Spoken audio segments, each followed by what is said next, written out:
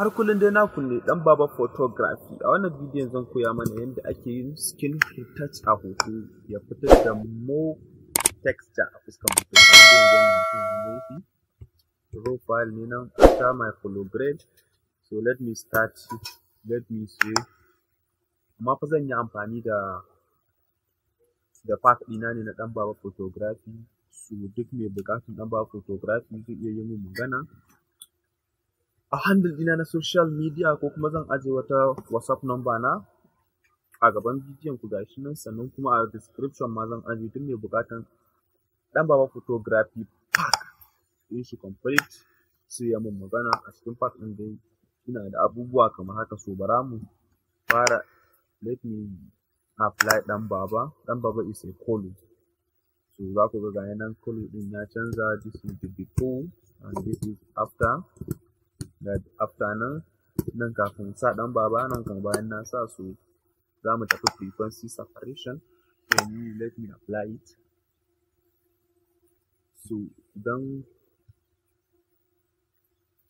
So frequency separation ina gashi nan ya gama applying. So in kulle action ɗin zan je kan kala gashi nan yanzu, sai let me see in ya zoom. Kuma wannan black ɗin zan zo cikin texture ne, in taɓa wannan cire shi, za ku ga babu shi. So zan zo yanzu kala, sai in ce laser tool L kenan gashi nan anan. Let me trace this here and this. So let me apply it. Za ku ga ikon Allah. So let me say Gaussian below. Ya dai danganta dai ga yanan daga 0 ne za ku increasing nashi zuwa yanayin texture ɗin fuskanka. Nan za ku gani yanayin fuskan,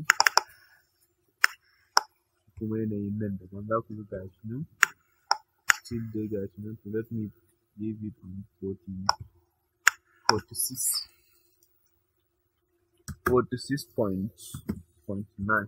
So let me say okay, apply. Za ku ga gashi nan akwai difference tsakanin nan da nan ga nan.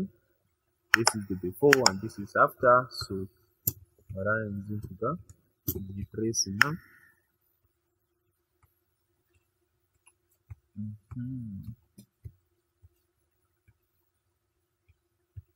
Gashi nan haka. Control F applying kenan, ko kuma in click haka ga nan za ku ga Gaussian below ga nan ne applying nashi. So sannan zan zo nan haka,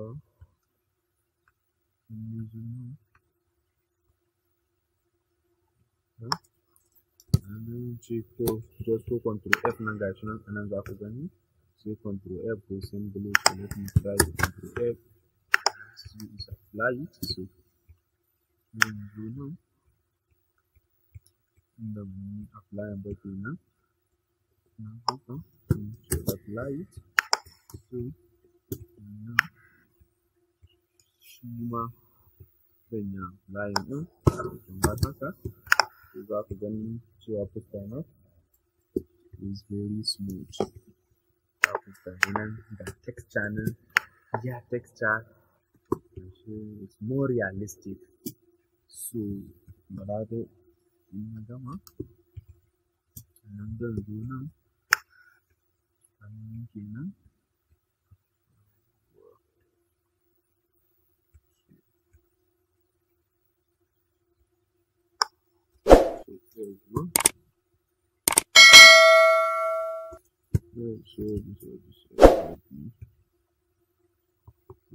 Here.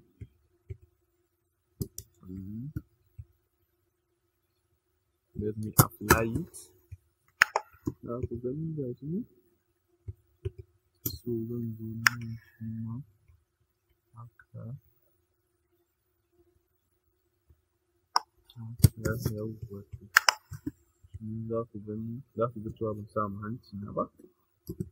So let me apply it on here.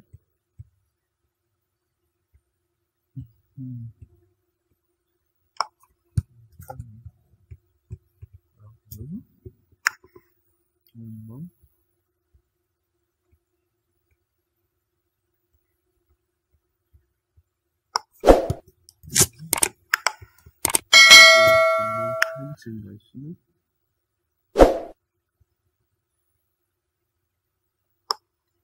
hancin za mu applying settings ɗin wancan da shi za mu yi settings ne daban saboda za ku ga yayi flat sosai. So za mu increase, za mu reduce nashi ne ba increase ba kamar haka. Mu gani bara mu bar shi haka kawai shi kenan nose ɗinsa an gama da na kan hanci. So this is the final result. This is the before and this is after. Let me conclude. Answer 2.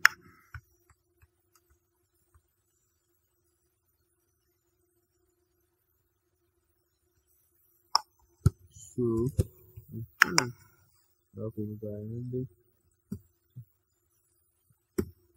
final result before, after, and after. So idan akwai wani abu da mutum yake son ya ɗan ciccire zai iya cirewa. Yanzu kamar nan zan zo texture ne, in zo nan to nan ne da kuma za ku ga shi na cire shi. Wannan ma haka.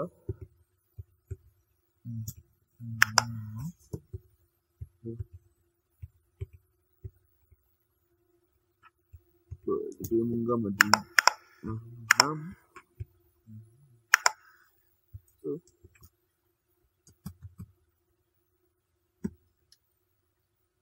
To tutorial ɗin mu kenan dai na yau, daga nan muka zo ƙarshen tutorial namu.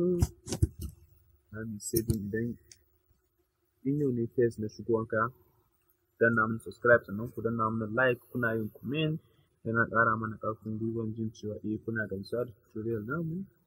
Da nisan ƙarin bayani ga WhatsApp number na nan zai iya tuntuɓa na.